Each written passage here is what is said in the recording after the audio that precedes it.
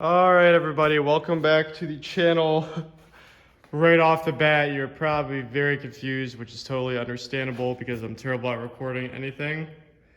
But the engine is out of the Excursion, so pretty much pulled the engine out due to the oil pan. The oil pan was literally rotted out. If I find it, I will show you a clip. It's probably already been thrown out though. I found it actually. The pan was rotted out severely. I mean, I've seen some rotted out pans, but this is to the point like, I'm simply losing too much oil to even drive it around. You drive around, there's oil all caked up underneath the truck, so then oil's everywhere, it's dripping everywhere. I was done with it. It also had an exhaust leak, so kind of driving me crazy. Didn't even really want to drive it because of all these problems. So I said, you know what? I'm pulling the engine. That's it. It's not crazy hard. Don't get me wrong. It kind of makes me lose my mind every time. Every time I finish it, I'm like, oh, that wasn't that bad. And then I do it again and realize how annoying it was, but it could definitely be worse. So I should not be talking. Engine's out. Of course, upon removal, these fuel lines, the steel lines get rotted and caked up with rot inside of here, and you can now no longer release them even with a tool. So these got ruined along with those steel lines. What's so sad, this happens like almost every time I do this. What's so sad is these lines, it may not look like it, they are $250 for these two lines. So that's, that always makes me pretty sad, to be honest. But I had to do what I had to do. So, and to do this, you pretty much take the whole front clip off. I have other videos on my channel, that's why I don't want to redo it again, of me doing this process. So scroll down my channel. I believe it was when I did the black truck. It's a black 7.3 when I removed the engine on that. Or I'm sure I talk about it in the shorty, the two-wheel drive shorty videos. There's videos on my channel. You can find them that I explain exactly how to get to this point. But here's the engine. You'll see we've got some different upgrades going on with it. It's nothing like the other engine builds I've done. I usually go all out, guys, if you're new to this channel, when it comes to when I pull these engines out. I go all out. I mean, everything gets sent to powder coat block. There's not a spot of grease left on the block. Paint the whole block. Paint every single accessory. Powder coat as much as I can. Usually do a huge turbo, huge injectors. I just do everything while it's out. But this one's going to be reliable. It's going to be, it's an automatic, and I know if you want to make any power with these, then you have to upgrade the automatic, and that's just something I don't want to do right now. I just want it to be a nice hot tuned truck. So that's how we're going to keep it. So I decided to go a lot more simple this time. Put manifold gaskets on it. I saw the exhaust was leaking in the back here on the, and I found two bolts that were loose, which is very interesting. So I think the gasket will definitely help seal that up. Got all those torqued to 45 foot-pounds. This side, the manifold was so rotted. I can show you it. I had this manifold sitting around. It came off an engine I got from Arizona. So absolutely no rot on this. Again, put the gasket on it. Up pipes now. This was quite the deal here. So I've actually been fighting these the most. So I got a new gasket kit and bolt kit for the up pipes. I was planning on keeping them, and yes, they were leaking, so it had to be dealt with. And I go to take one of these bolts out, snaps right away, and I don't know, it snapped flush in there, and it's just the hours that I would be spending to do that. And then I had another collector piece here, of course, off of a early 99. And if you don't know, those are not the same. They do not fit right. So now that couldn't work. I also just didn't like the way that the up pipe was sealing in the collector of any of them. And that's exactly where it was leaking before. So I'm like, you know what, forget it. The thing's out. I'm going to do at least one little upgrade to it. And I got these up pipes for it. Another $250, but it's a pretty nice setup, right? You got new gaskets here, new bolts down here. Just a whole different style. So I don't know. I guess it was worth it in the long run. Just, it hurts. It hurts when unexpected stuff like that is found. But it is what it is. Of course, you know, typical 7.3 stuff. New dipstick tube. Because every single time you do this, when you spin this nut off, A, the dipstick, the rotted dipstick spins with the nut. B, when you try to take this off to try to get it out from that way, the dipstick spins with that because it is so rotted on there. So, got a new dipstick tube with new O-ring on the bottom here. That was a must. Again, EBP tube, another thing with 7.3s, always rotted out. And when you spin this off, the tube spins. So, new EBP tube, that wasn't a huge deal.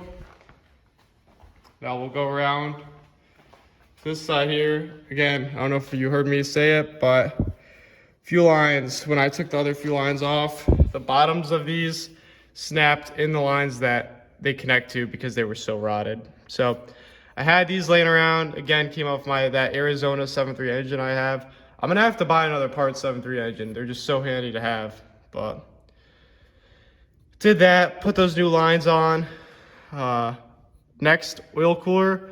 This is not a new oil cooler. It came off that same Arizona truck, but I took the ends off it, put new O-rings on the cooler and new gaskets. Pray to God it doesn't leak. I always have a problem with these things because I would like to have a press to do it. It would be much easier to seal the new O-rings, but put new O-rings in it. Next, oil pan. I'm sure you saw it right away. If you see anything wet, guys, it's because this whole thing has been drenched in WD-40. So that would explain that. But brand new oil pan on it. That was a must. Here's what I do. And I don't know, you could listen to me. You don't have to listen to me. I really, it doesn't hurt me either way, but I want to at least help. This is a Dorman oil pan. It is, I want to say $80, if that. However, I'm using a Moroso gasket with Moroso studs to hold the pan on. Now, you could go ahead and get I think it's literally $280 for the Moroso pan. Like just the pan, without the gasket. I think it's $280. This gasket alone, I believe, is over $60. I've gotten that whole setup when I did my black truck. I pretty much went all out with it. I'm telling you, it's the same exact pan. First of all, it is the same exact pan. Second of all, mine leaks right out of the drain plug. So I would just personally tell you, don't get the Moroso pan, just get the Dorman pan. They're the same exact thing. However, it is a must get that Moroso gasket with the studs. You cannot beat that. I mean, it's just quite an upgrade having studs, and you don't want these things ever leaking again. So that's what I would do if I were you. Just a little thing of advice. I put a different valve cover on this side because the other one was rotted. So just some forced upgrades here and there. I already put a new alternator on it months ago. Yeah, it's about ready to go in. Let's see how that goes. That's pretty much my least favorite part. I'll show you the old oil pan here. This is entertaining. Oh, here, we got the whole scrap pile I can show you here. This is pretty entertaining. I mean, it doesn't get much worse. So someone put like a diaper on it, as you can see. And it started, I guess, you see right here. The diaper, I guess, started to let go, and the oil was just coming straight back out. Like, this is the most rotted oil pan I think I've ever seen out of all the ones that I've done. That's pretty bad. It doesn't get much worse than that. So, here's a piece of the diaper that we ripped off. Like, what? And, very interesting. I thought maybe you guys would get entertained by that.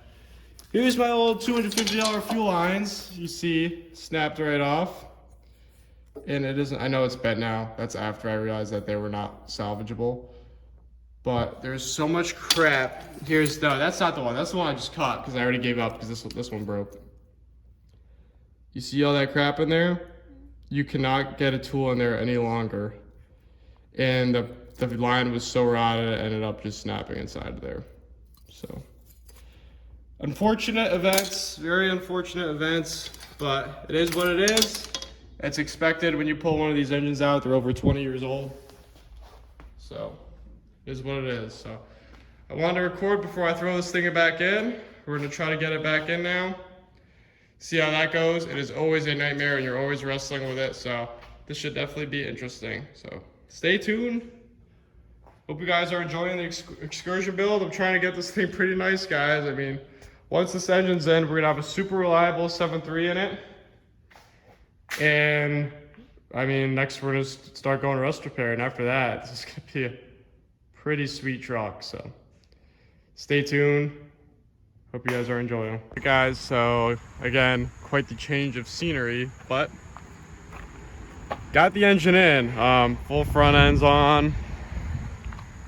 Everything went well putting the engine in. It was a pretty tight fit yet again. Always interfere with that cowl there.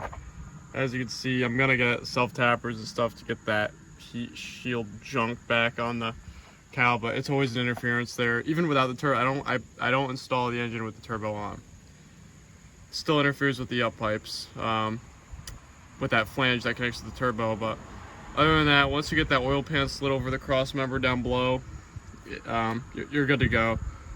Cap mounts in, you know, wrestled with the transmission bell housing connection to the actual engine. Wrestled with that a little bit, but it's all about alignment and wiggling stuff back and forth. I mean, it's kind of self-explanatory when you're doing it, what needs to go where, but and also you gotta align those torque converter studs into the flex plate holes, which was, you know, that was fun too. But got that all set up, put the flex plate, little torque converter, flex plate nuts on, torqued to spec. So that all went smoothly. Then we got all the transmission bolts in and those buttoned up right together pretty nicely. Very happy with how this turned out. As you can see now, we have a fresh oil pan, fresh trans pan. No more rot on the drivetrain of this thing, guys. And that's definitely a step in the right direction. It may look all stock to you, because it is, but all fresh parts. I mean, manifold gaskets, I think I went through what I did to it. Manifold gaskets, bolts, up pipes, oil pan, moroso oil pan gasket, exhaust back pressure tube, new fuel lines, upper fuel steel lines are done. Put a fresh fuel filter in it, oil change. You know, if I ever wanted to do performance stuff, I don't need to pull the engine to do it. So it's pretty cool getting to that point now. All the reliability stuff complete. It's also got a new alternator on it. But buttoned it up again, no real issues. Pretty much put everything back on how I took it off.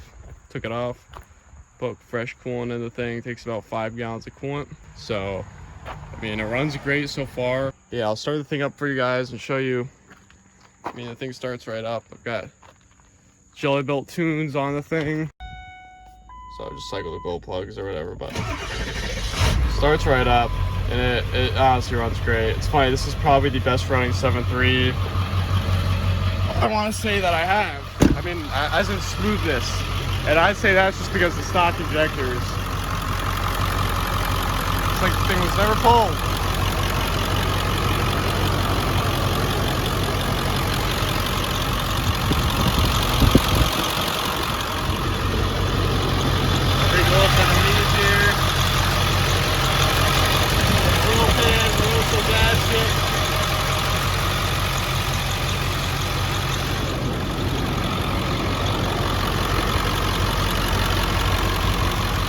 Sure you get the point. Jelibuilt tune. Went great with the whole engine swap. It was a ton of work. Got it over with. It's ready to run now. Honestly, can't say anything went wrong other than the fitment is just a big pain, but other than that, you're hooking up what you took off. It does have some new power steering lines down here. Those are new. You know, I'm sure you guys know, before you guys know, those are the first ones to rot. Yeah. So stay tuned for any other videos, guys, on the Excursion. This thing is actually going to go back into the garage very soon for more build stuff. So going to be doing ball joints and wheel hubs on the truck, and then it's time for rust repair. Got all the new rust repair parts for it. Fix all the rot. I'm sure all these Excursions have. On the rockers, you know, even have the, I forgot what they call these, dog tails, dog bone, something. They're not called cab corners for the Excursions, but got the cab corners, new cab corners. It's all gonna be fresh. This thing's gonna be rust free when I'm done with it. Pretty excited for that because it's honestly a nice truck. Once all that's done, buff the paint, thing's gonna look pretty nice. So stay tuned for that, guys. Thank you for watching. Another engine swap done in the books. This one went great. No more oil leak, no more trans leak. Got a lot more coming for the Excursion, the Shorty, Nardo Gray 7.3 and everything. But yeah, thank you for watching. Please like the video, comment, and subscribe for more 7.3 Powerstroke content. Yeah, guys.